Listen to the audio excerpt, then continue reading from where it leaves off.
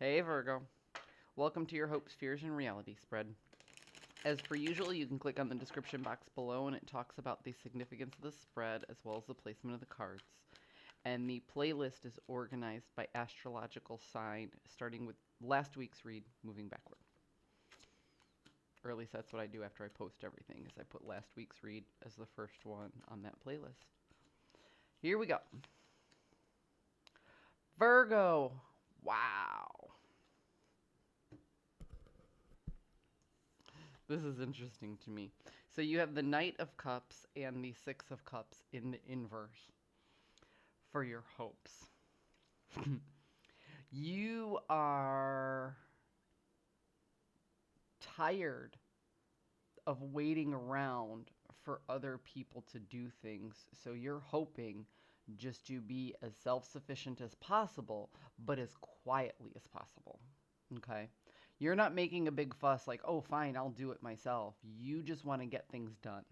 You want to get things done rapidly and in quick succession with as little attention as possible.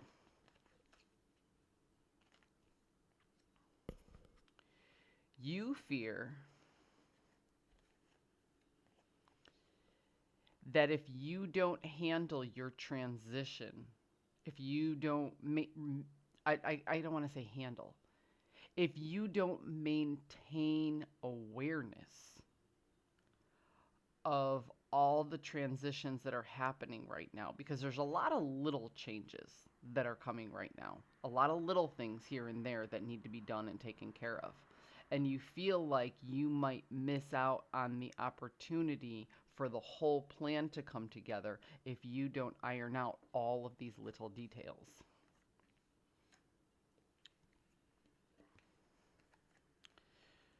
The reality of the situation is doing all of this yourself and not relying on your tribe is an old habit that you're falling into that isn't necessarily serving you right now. There is room for delegation in the process of all of these little things that you have to take care of, but you feel like you have to take care of them all yourself. Okay? Not only are you taking care of your things, but you're taking care of other people's things on top of it. And your plate is already very full.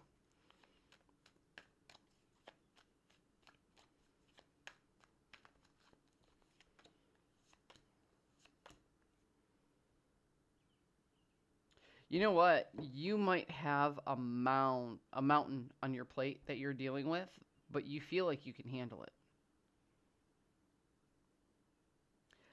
That's not reality though. That is your feelings. You feel like you can handle it.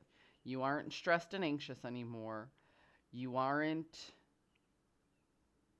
trying to move on from the situation. You're taking ownership of it. And ultimately, you feel very, very resilient. So, what I'm getting here is I'm getting two storylines. I'm getting a Virgo who has way too much on their plate and refuses to ask for assistance. Or I'm getting a Virgo who has a lot to do, has a plan, and thinks to themselves, it's way easier just to do all of this stuff myself than it is to teach somebody else how to do it during the process. Because you don't feel like anybody else has the aptitude or the talent to do what it is you're doing.